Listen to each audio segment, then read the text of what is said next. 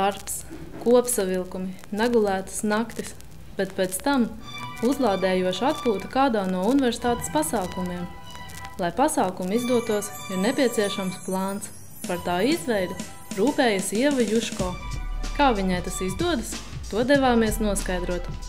Manu darbu visvairāk redz citi studenti, tā kā tās ir dzimšanas dienas vai tās kādas zibakcijas. Tas ir daudz cilvēku, liela publikā un diezgan atbildīgs darbs. Ir jābūt ļoti radošam, jādomā meklēt jaunu risinājumu. Tā kā kādus māksliniekus, kādus uzdevumus, dekorācijas, programmu kādu sastādīsim, kā mēs runāsim, vai mēs gribam to, vai mēs negribam. Un forši sarunāties ar cilvēkiem, tā kā tieši to cilvēciskā faktora, ne tik ļoti kā vienkārši seju, uz kur skatās citi. Es redzu visu no aizkulisēm un organizatoriskās puses. Tā kā sliktākā lieta ir tā, ka, ja ir kāds cits pasākums, es uz viņu vairāk neskatos kā uz pasākumu, aizēju uz ballīti vai citu kādu teātru, vienalga kaut ko tādu.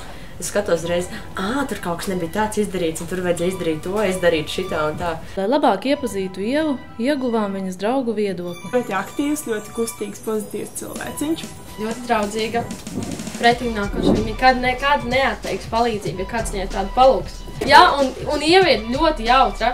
Pēdējais, kas bija, ko arī bija akadēmiskās balss rīkošana tieši no studentu pašpārvaldes puses. Nesaku, ka es redzēju lielāko daļu to, kas notika tajā zālē, tāpēc, ka man vajadzēja būt visur un tajā pašā laikā nekur. Akadēmiskajā ballē bija tā, ka cilvēki jau nāk iekšā, visi skaisti saģērbušies kleitās. Man joprojām ir džinsas, jaka, un es tur tā skaisti par cilvēkiem tā neietodas turieni, tā kā sajūtas bišķi nē. Bet tas bija diezgan smieklīgi skatīties uz cilvēkiem tāds biedrības nams, visas skaistās kleitās un tādas sejas tādas.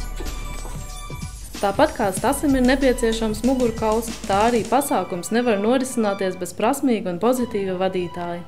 Alise Liepiņa, Jūlija Okuņeva, Armands Svelpe, Runā TV.